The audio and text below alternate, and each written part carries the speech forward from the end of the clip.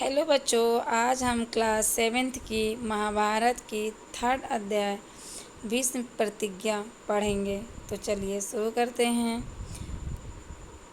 तेजस्वी पुत्र को पाकर राजा प्रफुल्लित मन से नगर को लौटे और देवव्रत राजकुमार के पद को सुशोभित करने लगे।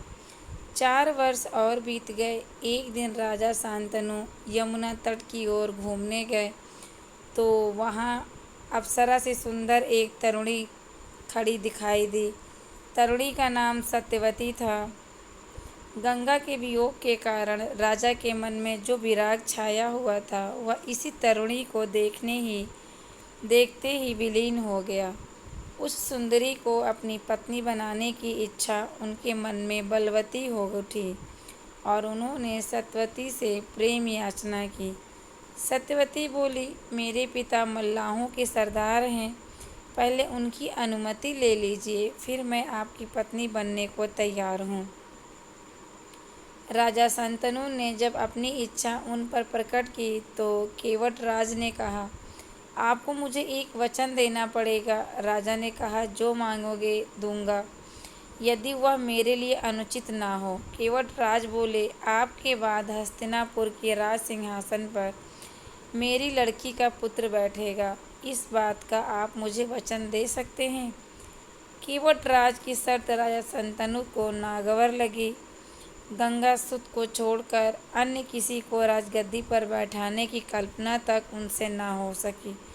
निराश और उद्विग्न मन से वह नगर की ओर लौट आए, किसी से कुछ भी न कह सके, पर चिंता उसके मन को कीड़े की तरह कुतर कुतर कर खाने लगी। देवव्रत ने देखा कि उसके पिता के मन में कोई न कोई व्यथा समाई हुई है। एक दिन उसने शांतनु से पूछा, पिताजी, संसार का कोई भी सुख ऐसा नहीं है जो आपको प्राप्त ना हो, फिर भी इधर कुछ दिनों से आप दुखी दिखाई दे रहे हैं, आपको किस बात की चिंता है? यद्यपि शांतनु ने गोलमोल बातें बताईं, फिर भी कुशाग्र बुद्धि देवव्रत को बात समझते देर न लगी। उन्होंने राजा के सारथी से पूछताछ करके उस दिन केवटराज से यमुना नदी के किनारे जो कुछ बातें हुई थीं उनका पता लगा लिया।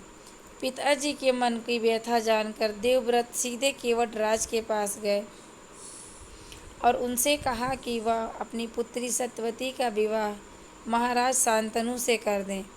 केवटराज ने वही शर्त दोहराई जो उन्होंने शांतनु के सामने रखी थी। देवव्रत ने कहा, यदि तुम्हारी आपत्ति का कारण यह है तो मैं वचन देता हूँ कि मैं राज्य का लोभ नहीं करूँगा। सत्यवती का पुत्र ही मेरे पिता के बाद राजा बनेगा। केवटराज इससे संतुष्ट न हुए, उन्होंने और दूर की सोची। बोले, आर्यपुत्र, इस बात का मुझे पूरा भरोसा है कि आप अपने वचन पर अटल रहेंगे, किंतु आपकी संतान से मैं वैसी आशा कैसे रख सकता हूँ? आप जैसे वीर का पुत्र भी तो वीर ही होगा। बहुत संभव है कि वह मेरे नाती से राज छीनने का प्रयत्न करे। इसके लिए आपके पास क्या उत्तर है? केवटराज का प्रश्न अप्रत्याशित था। उसे संतुष्ट करने की यही अर्थ हो सकता था कि देवव्रत अपने भविष्य का भी बलिदान कर दे, किंतु पितृभक्त देवव्रत इससे जरा भी विचलित नहीं हुए। गंभीर स्वर में उन्होंने यह कहा, मैं जीवन भर विवाह नहीं करूँगा, आजन्म ब्रह्मचारी रहूँगा, मेरी संतान ही न होगी। अब तो तुम संतुष्ट हो। किसी को आशा न थी कि तरुण कुमार ऐसा कठोर प्रतिज्ञा करेंगे। देवव्रत ने भयंकर प्रतिज्ञा की थी, इसलिए उस दिन से उनका नाम ही भीष्म पड़ गया। केवटराज ने सानंद अपनी पुत्री को देवव्रत के साथ विदा किया।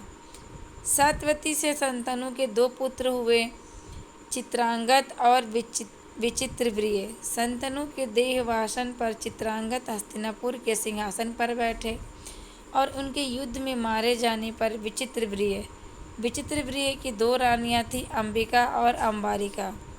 अंबिका के पुत्र थे धृतराष्ट्र और अम्बालिका के पांडु। धृतराष्ट्र के पुत्र कौरव कहलाए और पांडु के पांडव। महात्मा भीष्म शांतनु के बाद से कुरुक्षेत्र युद्ध का अंत होने तक उस विशाल राजवंश के सामान्य कुल नायक और पूज्य बने रहे। शांतनु के बाद कुरुवंश का क्रम यह रहा। तो यह अध्याय यहीं समाप्त होता है। अगला अध्याय कल पढ़ेंगे। Thank you.